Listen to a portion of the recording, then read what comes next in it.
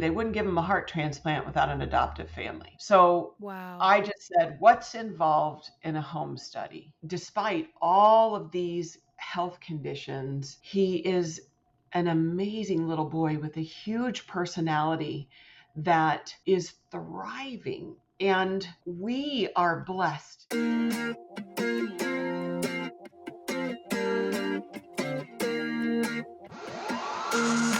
Welcome to the Blind Mom Life Podcast. I'm your host, Chelsey Painter Davis, blind wife, mother, and pro-life Christian speaker. I want to invite you to dive deep with my special guests and I as we talk conquering disabilities, cherishing motherhood, and choosing life. Are you ready? Action.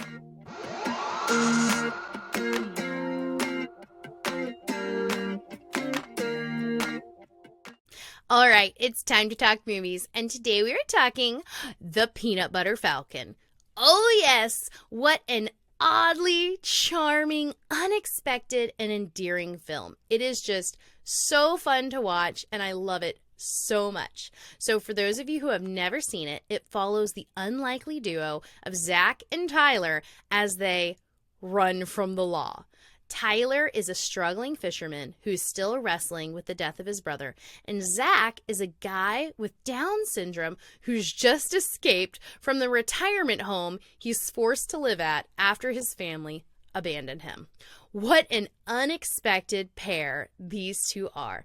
But as the story unfolds and Tyler promises to take Zach to a wrestling school that he's always dreamed of attending, they become friends. They become more than friends.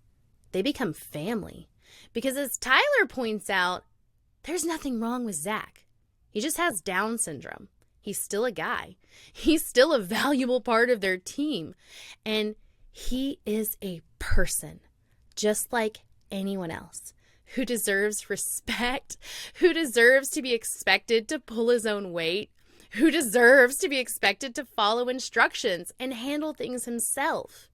Because as Tyler sees through this film, people with special needs are just like everyone else.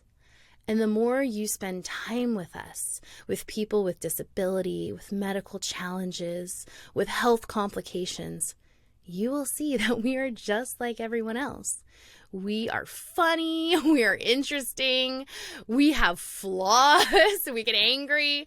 There is so much similar.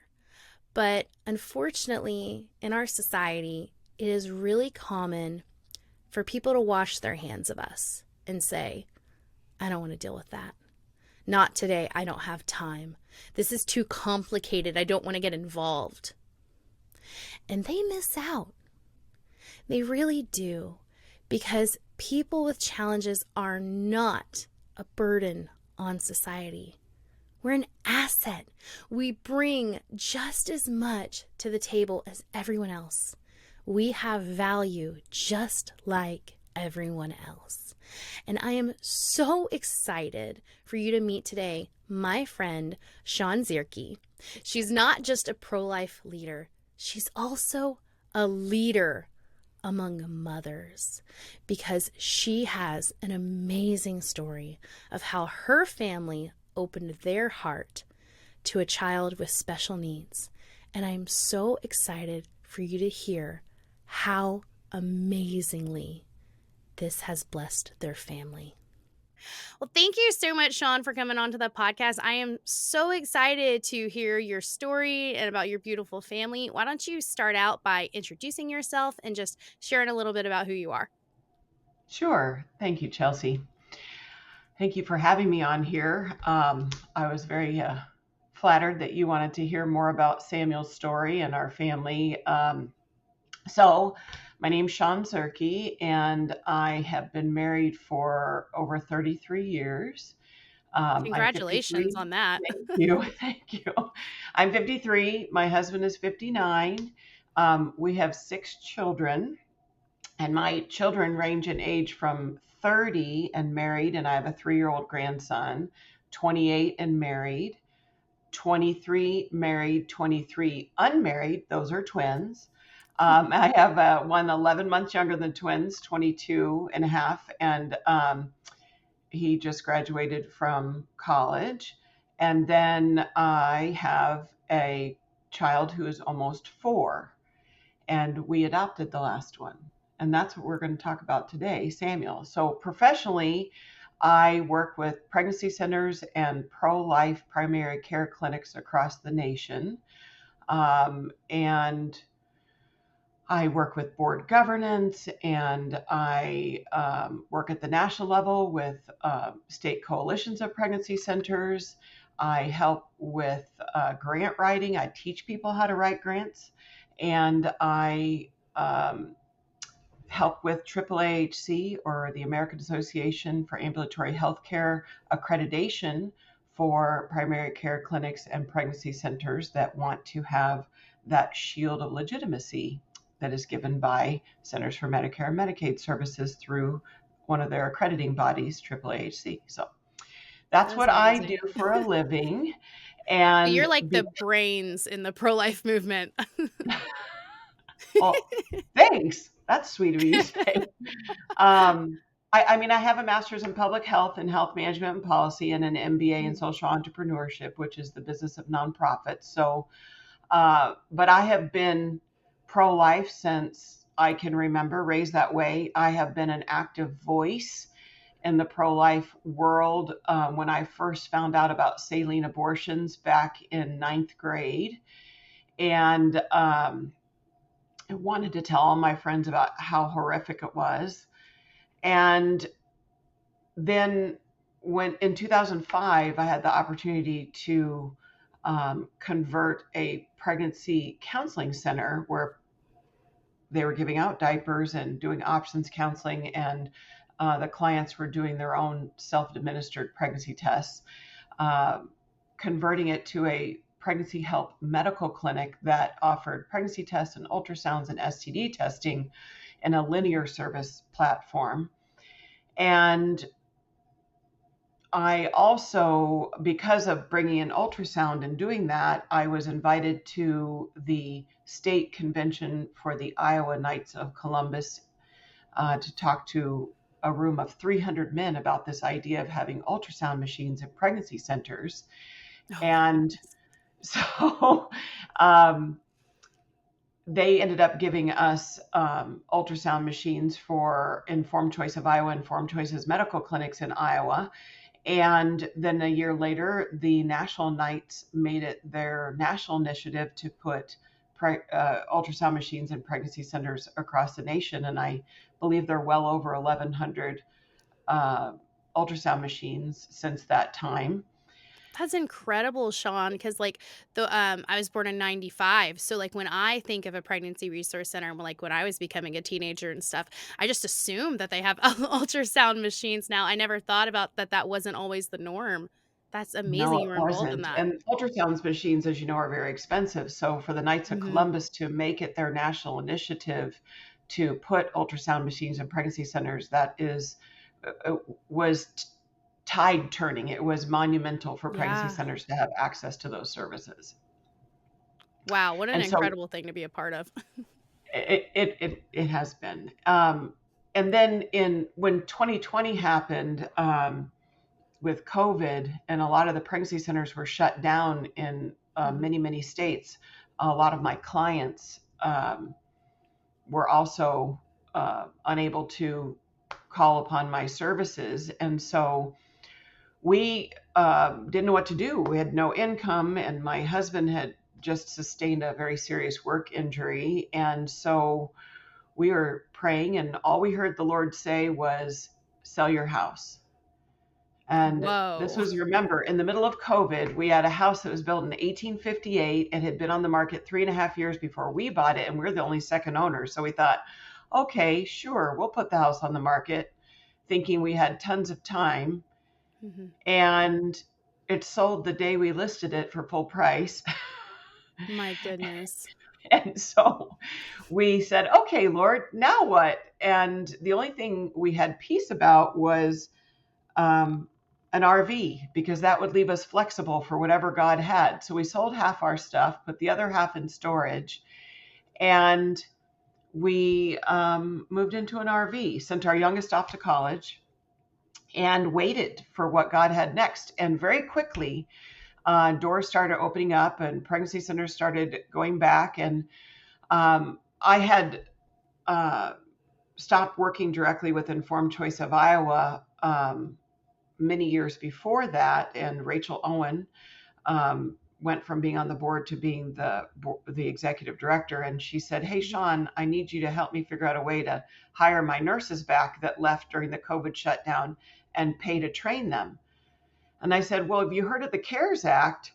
They're creating apprenticeship programs. We could create a super nurse apprenticeship program for pregnancy centers, and you could hire them back that way." And so that's what we did. We created a super nurse apprenticeship in ambulatory women's health for pro-life pregnancy health medical clinics under a $250,000 grant in Iowa. And then I was Wow. asked to come to Florida and write a $500,000 grant under Governor DeSantis's discretionary funds for this same nurse apprenticeship, and rolled it out to 34 nurses in 21 clinics across Florida. And in doing that, I was working with Catholic Charities. They wanted to upskill their nurses. And I happened to get in a conversation with them about some of the adoption work they were doing. Mm-hmm. And the third story they told me was about this baby who was, well, I'll tell you a little bit more, but essentially they wouldn't give him a heart transplant without an adoptive family. Are you And serious? yep. Is that a normal, that's a normal thing for them to say? Yes, I just, because in their view, this valuable organ needed to go to a child that would have the aftercare. And in fact, this child would never have received it if he was at Joe DiMaggio Children's Hospital, because he had had 3 strokes at that point, and they would have determined that his quality of life would have been so poor they wouldn't have given him a heart transplant at all, regardless of the adoptive family part. So wow. I just said, what's involved in a home study? And so I'll back up a little bit. And this is Samuel's story. This is our child. We ended up adopting him. But here's the backstory. Samuel's mother was unmarried. She was pregnant with her 3rd child, all by the same father. Mm-hmm. And she was on Medicaid. Their family had been living with Section 8 and food stamps and very rural poverty level life in the Florida Panhandle. And so she was on Medicaid. She had prenatal care. She went to her anatomy scan at 20 something weeks and found out that this child she was pregnant with had right hypoplastic heart and pulmonary atresia. And he had a 22% chance of living. Wow. And the doctors said, "Oh, well, you should get an abortion. He only has a 22% chance of living." Well, praise God that in Florida, Medicaid doesn't pay for abortion. And so she couldn't afford abortion. So the doctor said, "Well, if you want to have any chance of him living, you'll have to deliver him 5 hours away at University of Florida, Shands Hospital, where they have a congenital heart ICU and a doctor that they do heart transplants for babies." Mm-hmm. So she took a Greyhound bus at Oh about my 38 goodness. weeks pregnant, and she delivered at Shands. And when Samuel he wasn't Samuel, he had a different name when he was born. But when Samuel was, I believe, 10 or 12 days, they did open heart surgery. They put him on a LVAD, or a left ventricular assist device, or a Berlin heart is what it's called. And these big tubes go into the abdomen, connect to the right side of his heart. It has a pump, the mechanical pump that funnels that blood and beats that functions for the right side of the heart and push that blood right back into the body. That LVAD or Berlin heart does accumulate clots sometimes. And they found out after he was born that he also has a genetic condition called factor V Leiden, and that is basically the opposite of hemophilia.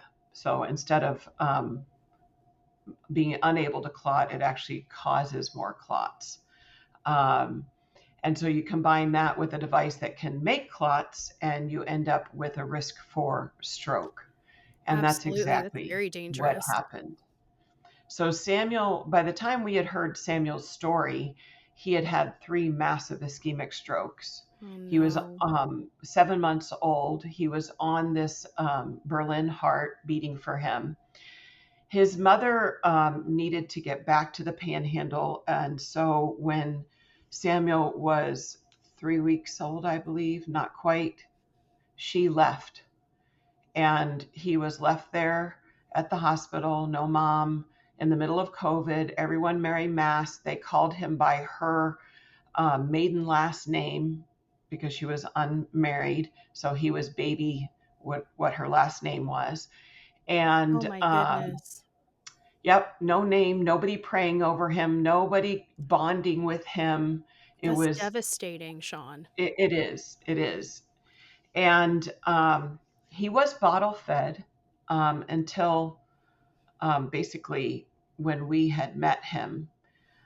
So I will tell you, when I heard his story, I said, "What's involved in a home study?" Um, because adoption was definitely not on our radar. We had just sent our youngest off to college. We were empty nesters. We were living in an RV. It was, It's what not were the we thinking, right? ideal situation. Right. But I felt drawn to this little baby's story and very protective immediately of him, but we hadn't met him. And so I told my husband about this baby story, and he said, "Oh my gosh, that's terrible. Why won't they give him a heart transplant? Why won't they do everything possible to save his life and improve his quality of life?"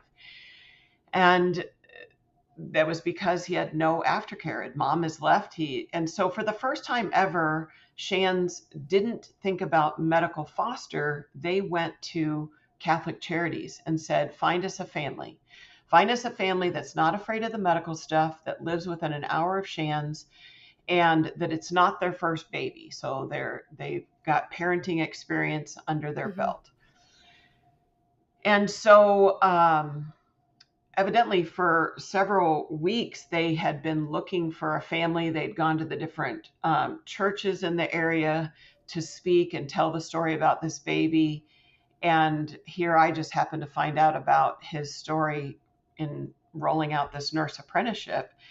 And so when I went back and told my husband and all of the circumstances, I said, they don't know if he's going to live 2 months, 2 weeks, 2 days, 2 years. They don't know.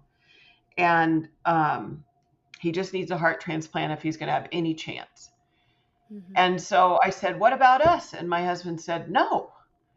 And I said, "Why'd you say no so fast?" He said, "I don't want my heart broken. You just said they don't know if he's going to live 2 weeks, 2 days, 2 months, 2 years." And I thought, okay, I can work with that. And, because that means that my husband's heart was tender towards this. Right. But if he said no, you don't go into something like this without everybody on board. Mhm. And so I prayed. I said, "Okay, Lord," this was kind of my Gideon's fleece. "If you want us to have this baby, then you're going to have to burden my husband with this. And I will keep my mouth shut." And that's really hard for me to do. And so I did. And 5 days later, my husband comes into my office and he sits down next to me and he says, he's got tears in his eyes, and he says, "Shawn." And I said, "Oh my gosh, what's wrong with you? Why are you crying?" And he said, "I don't know. I keep thinking about this baby. And we haven't even met him yet." And I said, oh my gosh, okay. And the moment we said that, the phone rings, and it's Geraldine Ryan with Catholic Charities. And she says, all bubbly on the other end of the phone, "Hey, my nurse Nan says you might be interested in this baby." Oh And my goodness. I said, "Well, just to honor my husband, we haven't even met him yet." And she said, "Oh, well, just give me a minute. Let me call the hospital and see if we can get you in there." And she called the social worker, and 2 hours later, we were at the hospital up on the 10th floor meeting this baby. Wow. Tubes and wires everywhere. They also decide on that day, May 6th, 2021, that that was the day after he'd had his third stroke, that they didn't want him to lose weight because he was throwing up and they wanted him to be able to continue to eat. That at that moment, while we're there, they're going to put an NJ tube in him. It's a nasojejunum, so a tube that goes through his nose all the way down to the jejunum so that he can eat. Mm-hmm. And so they do that awake with the baby screaming. He's already got a Berlin Oh. heart. He's got tubes and wires, oxygen, everything, everywhere. And they do that while we're there. And I thought, oh my gosh, if that is going to scare my husband, this will do it. Um, so we're there a little over 2 hours as well, holding him, talking to him.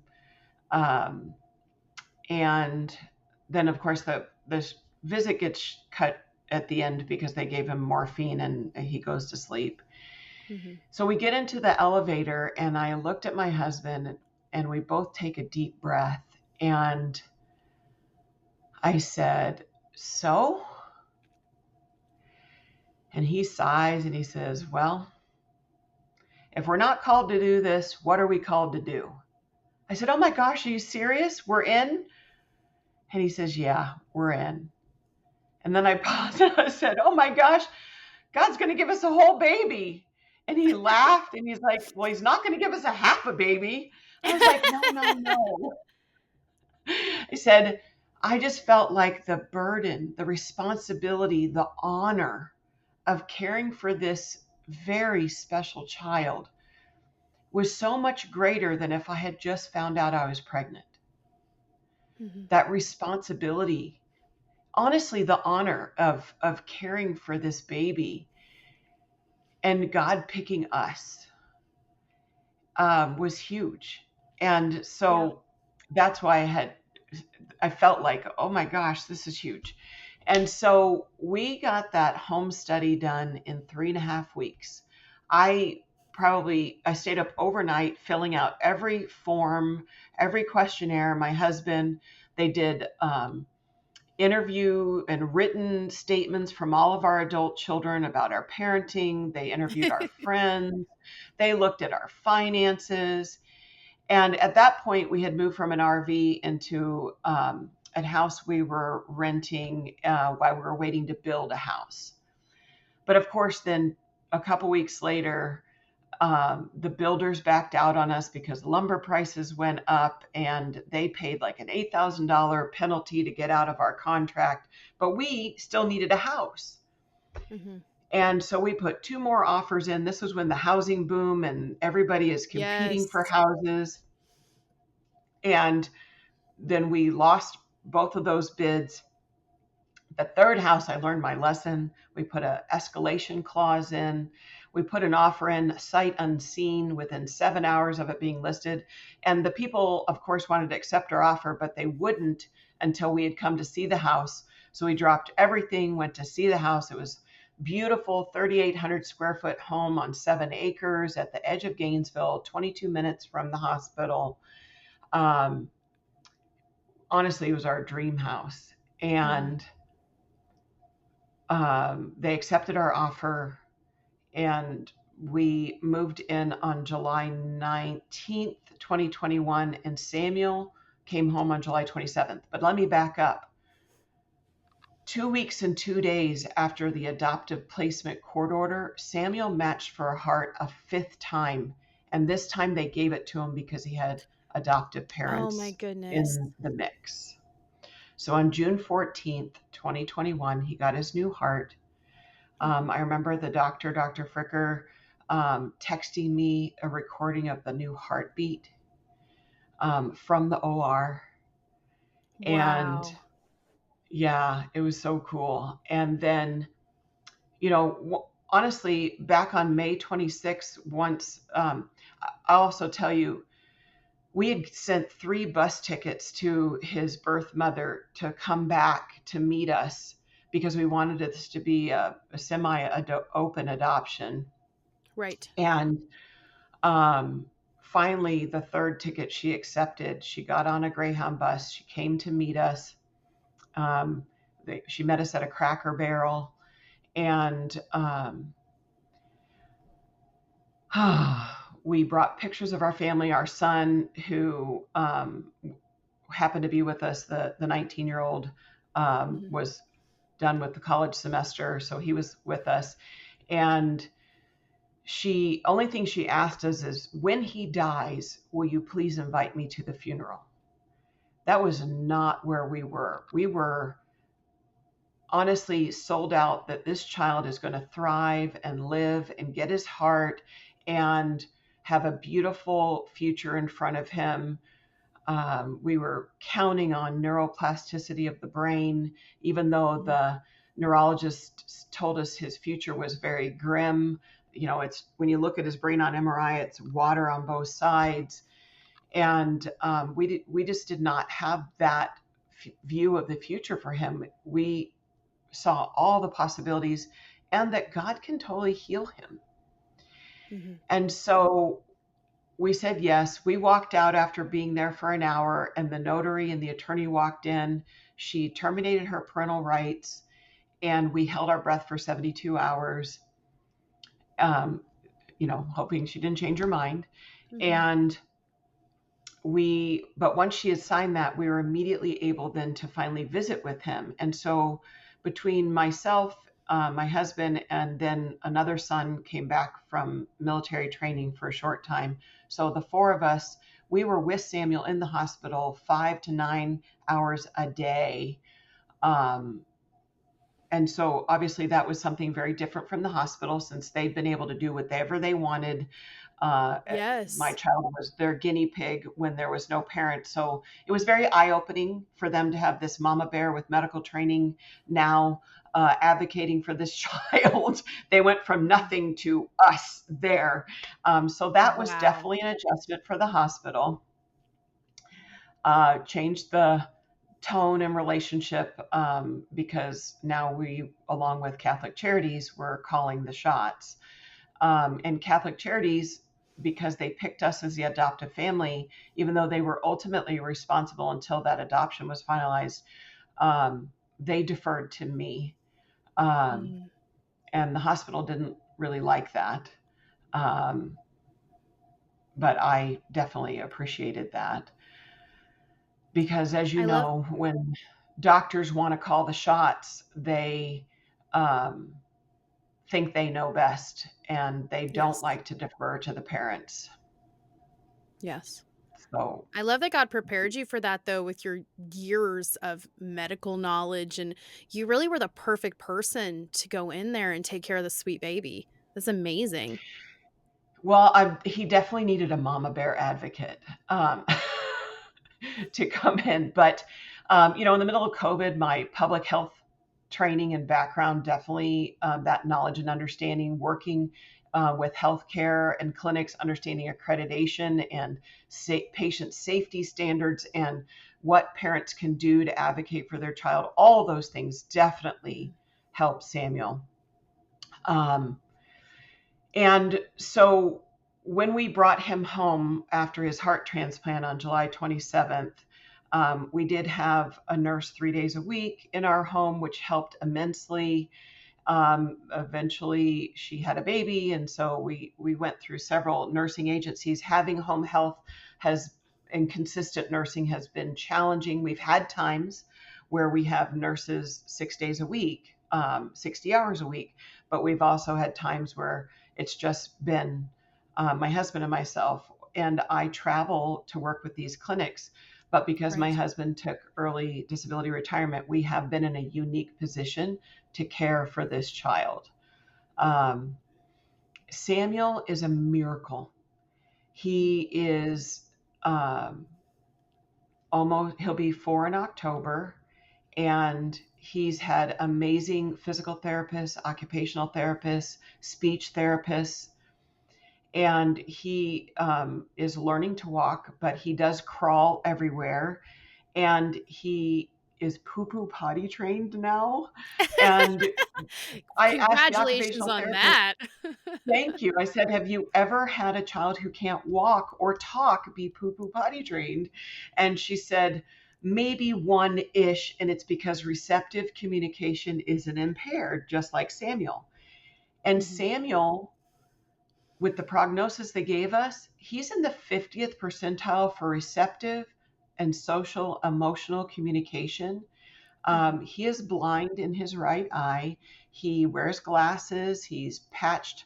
Um, that right eye is patched to really force that left eye not to turn in, for 3 hours a day. And he's on G tube, but he's learning to eat. My goodness. He has seizures. We're trying to get those under control. We actually didn't even deal with seizures until March of 2023, and that has been a new journey for us. Getting that under control, and we'll be starting a ketogenic diet for him to add in another level of therapy. Um, but he, despite all of these health conditions, he is an amazing little boy with a huge personality that is thriving. And we are blessed in our life. All of his siblings adore him and having him in their lives. Our marriage is stronger because of having Samuel in it. Our prayer life is stronger because we have to turn to the Lord. There is no doing Mhm. anything in your own knowledge or strength, despite what people saying, my medical training or anything is benefiting Samuel. It's God and our reliance on Him that has gotten us through. But I tell you what, there are women out there that find out that they have a child with an adverse prenatal diagnosis that has a 22% or a 50% or a 60% chance of living. And even with that, life is going to have challenges. Mhm. It's a great thing that I chose this, and this child is amazing. He's so much fun. He's a joy. I would love to throw up videos to show you how fun Samuel is. Um, and, you know, my husband didn't plan to have his early retirement with a special needs baby or toddler, but I don't think he could imagine it any other way. They are two peas in a pod, tighter than ever. Um, have we gone through challenges and struggles? Yeah, we have, but not because of Samuel and his health conditions, but because of people trying to tell us how to care for him. Chelsey, you have fought and advocated for yourself and your child because you know your child best. You know your ability and your support system best. And these people that do not live in your life are trying to tell you what they think is best for your child. And they Mhm. prevent parents from advocating for their child. They honestly try to steal your child because they think they know best. And that's what happened to us in December. I have kept it. Samuel has had COVID, influenza A, rotavirus, all these things that for an immunocompromised child on immunosuppressing drugs should have derailed and would have derailed other children. But because Mhm. we keep him healthy and because we know what we're doing for him, we managed to keep him out of the hospital. That's But amazing. in late November, Samuel ended up with two viruses.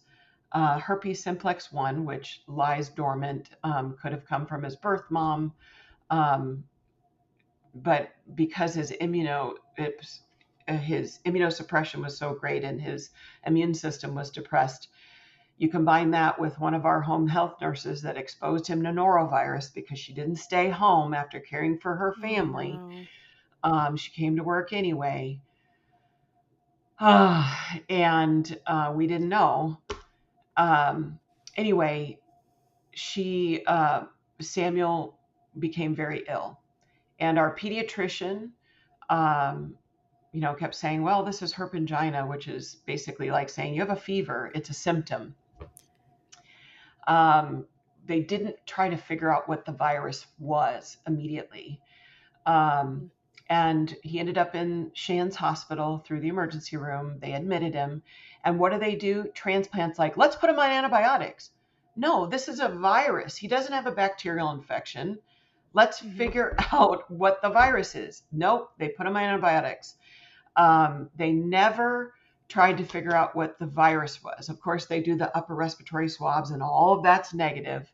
Um, but they didn't figure out what this virus was that he had that was causing these sores. And that delay in care and them not treating his symptoms almost killed him.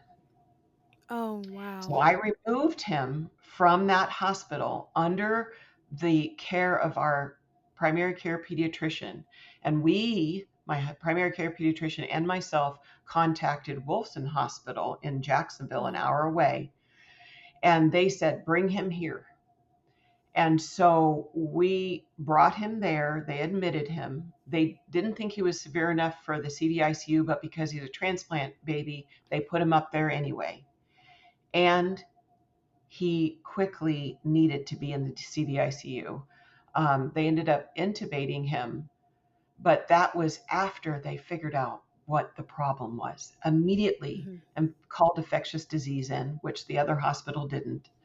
They determined what it was. They got him on the antiviral medication, but they were angry. Their infectious disease doctors, also employed by UF up there, were angry with the UF Shands doctors who were very tunnel vision in their transplant team approach, worrying about rejection, which was not his problem. Um, and they were angry that their delay in figuring it out caused him to be intubated. Mhm. Well, meanwhile, the first hospital was mad that I took him out AMA, against medical advice, and Right. they reported us to DCF. Oh my goodness. And they lied about us and everything about Samuel's story. And that caused us, right after he'd been intubated, to be removed from the hospital. Are you And so kidding me? my baby had been intubated, tubes down his throat. You know, he was um, basically made to be sedated, and nobody there advocating for him. Removed us from the hospital with lies. And anyway, long story short, What did you do, we Shawn? What did you do? Oh my goodness. That kind so of stuff breaks a person. What did you do? because of the pro-life work I do, all of my friends and advocates came to my aid. Um, because I was a Burke to Buckley Fellow with the National Review, I know a lot of attorneys, and they started calling and finding us attorneys. Immediately, my husband and I, each had one attorney apiece, and the shelter hearing was the next morning at 11 a.m., and we were removed from the hospital at 7 something at night. And so we're scrambling. Meanwhile, I have friends from SBA Pro Life America, that are calling in their connections. So the Mississippi Secretary of State is calling the Florida Secretary of State to get into the governor's office, Oh my and goodness. just people calling all over. I was in Kat Kamak's office later on after all this is rolling out, and Senator Scott and Rubio's office, all trying to advocate for us. And we got in front of the judge, by the way, and this is God, because the judge ends up being our adoption judge. And she tells the Wow. court, Shawn, I know this family, they would never abuse this child. But unfortunately, she looked at us, Shawn, I have to take the words in the four corner of this document as probable cause. And, but I am returning you to the hospital with full medical decision making, no supervision. Basically, we were right back with our child 24 hours later. It's amazing. And, but did they drop it? No. Did they double down? And our attorneys filed sanctions against them under 1983 federal civil rights, saying they did not have probable cause, that everything that they listed could be proved absolutely false. And then they pursued dependency, trying to take our child from us. And this one Dr. Dolly at CPS, very much like the Saving Maya case from Netflix, lied. She doesn't know what she was talking about. They never came to our home. They never interviewed our family. It just lies upon lies. So anyway, ultimately, they ended up dropping everything in early February. And we decided we never want to be in a position to have to go back to Shands. So we started moving all of his care to Joe DiMaggio Children's Hospital in South Florida, because I wasn't going to go to All Children's in Tampa, where they had the Saving Maya story and all of the lawsuits against their heart transplant teams there. So those were my three options. And so we put our house, our dream home that we loved, on 7 acres with 3,800 square feet on the market, and waited. And it sold. And we got out of debt. We moved as far south as we could afford, which is the Palm Bay, Melbourne area. And we are on a postage stamp of a lot, 1,200 square feet smaller than we had before. But we are now within 2 hours and 20 minutes of Joe DiMaggio Children's Hospital and out of the Shands catchment area. But that wasn't before the Shands transplant team, who was pulling all the strings with DCF and lying about us, didn't call Joe DiMaggio to poison us, poison them against us. So they wouldn't accept Samuel until we were in their, quote, catchment area. So we had to move to get him care, even though his insurance said we could go anywhere and they would pay for it, put us in a hotel. They would do anything for Samuel, and they were great. So Sunshine CMS, the state Medicaid that Samuel's on because of his disability, they have been amazing in getting Samuel's care. But anyway, all that to say, yes, Shands and University of Florida and DCF are not out of the woods with us, but we are out of the woods with them. So we have lived, since the moment Samuel was in our life, we have done everything with his best interest and first. How do we get the best care for him? How do we duplicate every piece of equipment, toy, therapy device in our home that they use in therapy with him? We have spared no expense for this child. We have transformed our lives because we love him and we know what God is doing through him in our life. And I would encourage anyone that is considering adoption to consider these children with special needs, because your life will be better for it. But adoption alone, regardless of the child's condition, should always be considered if you want to add to your family. And women that are facing a prenatal diagnosis should consider delivering their child, bringing that child to term, because there are families just like us that will love and care for that child and have the capability of doing it, so that you can live your life knowing that you did the very best for your child with special needs, even if you couldn't care for that child yourself. So, yes, I would absolutely encourage women that are facing a prenatal diagnosis to, one, know it's not necessarily fatal.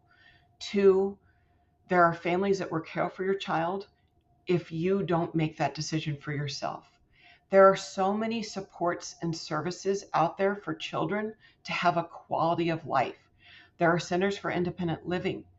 There are programs like in the state of Florida and others where you can be a parent as a caregiver and be paid to care for your child 40 hours a week. There are so many amazing supports and services. So do not dismiss a child with special needs. So that, and yeah, I know that there are so many things out there that can interrupt that, like Amendment 4.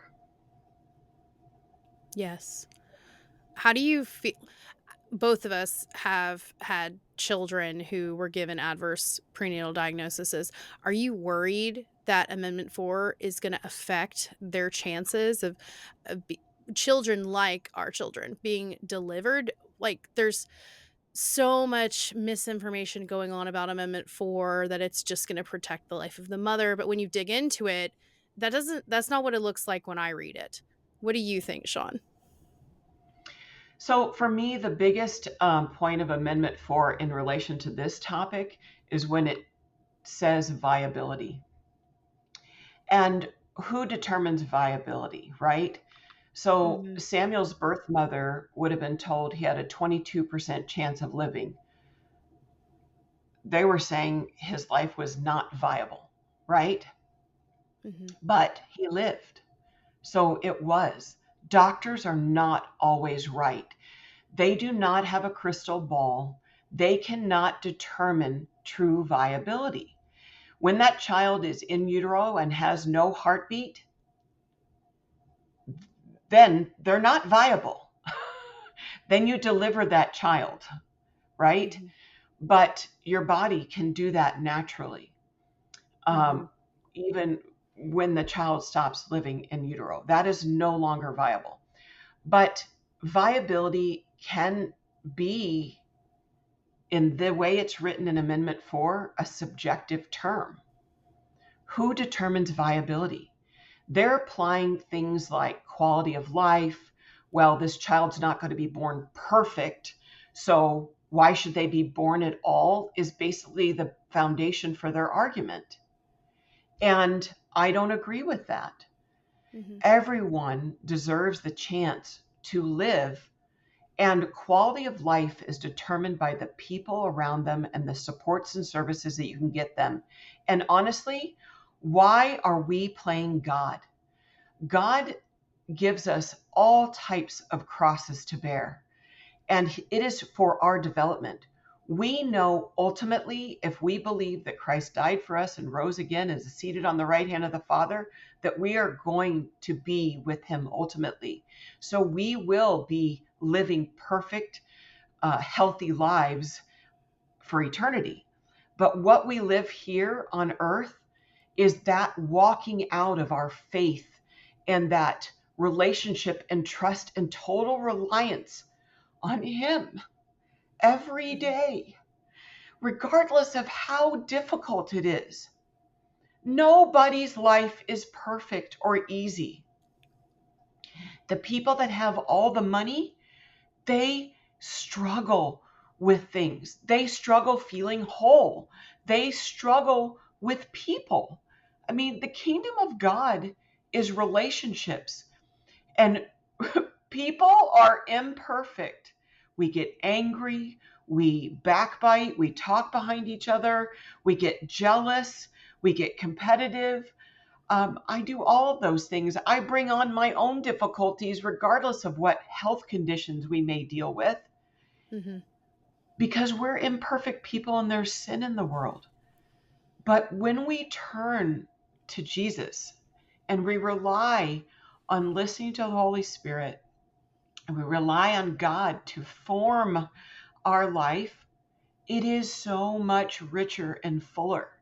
So, children like Samuel, children like your son, yourself dealing with blindness, and all the challenges that go with that in a world that is structured for able bodied people, we have to rely on God.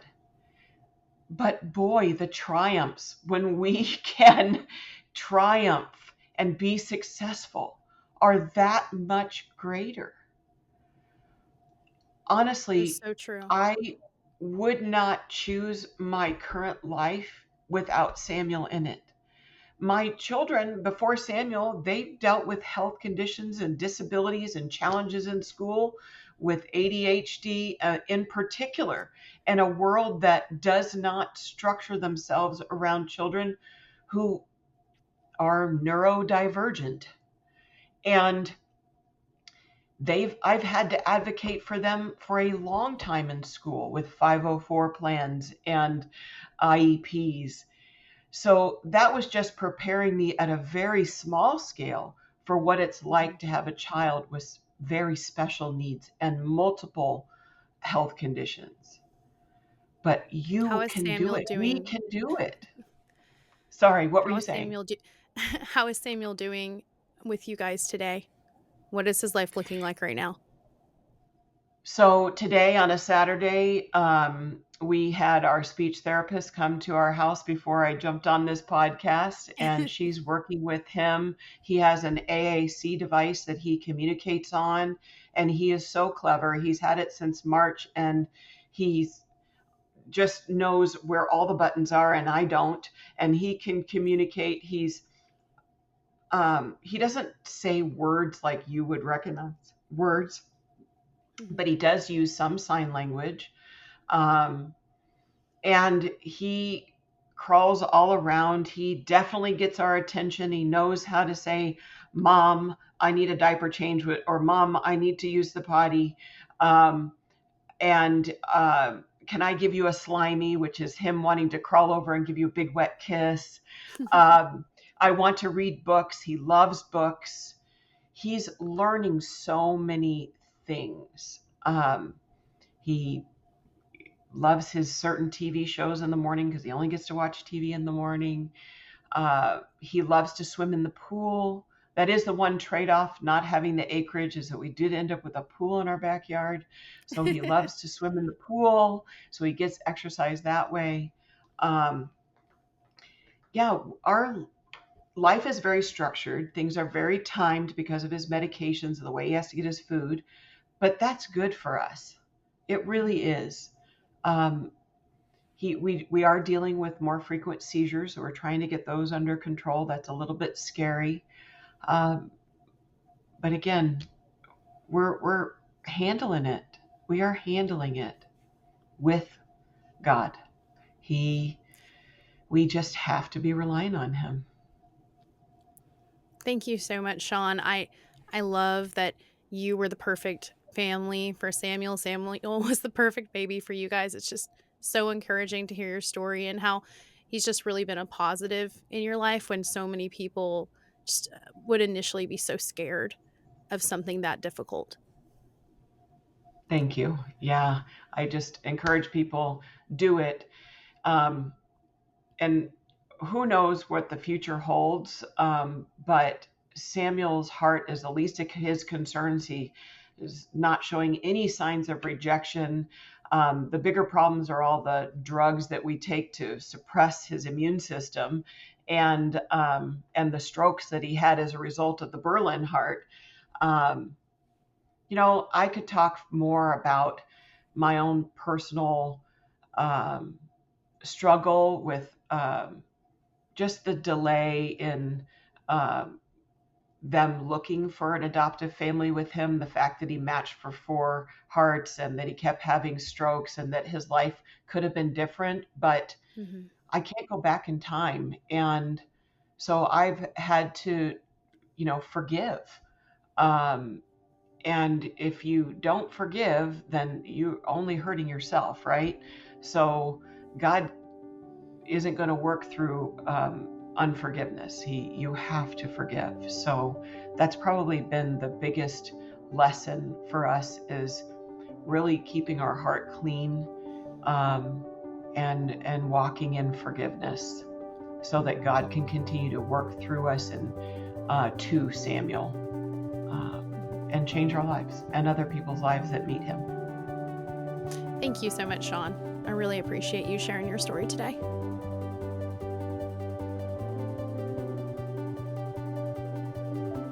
In 2 Corinthians chapter 12, verse 9, God says that his power is made perfect in weakness. He is not wasteful with suffering. The entire Bible is filled with examples of him using the weak to lead the strong. Because when we are weak, that's when we see the face of God. When we can't solve our own problems, when we can't heal our own wounds, God is there to bridge the gap for us, to reveal his glory in such a miraculous way that we would have never seen if we were born perfect, if we were only born strong. But through our weaknesses, and for some of us, through our disabilities, there is so much room for God to show up. We just have to let him. Thank you so much for hanging around through the end of the episode. I hope today we have shown you that all life is worth living. Just like in the book of Esther, where God paints a beautiful portrait from the background, God is painting a portrait with your life, and we can learn so much from each other if we simply share our stories. Whenever it feels like the darkness is pressing in, just remember the words of Jesus Christ in John chapter 9. As long as I am in the world, I am the light.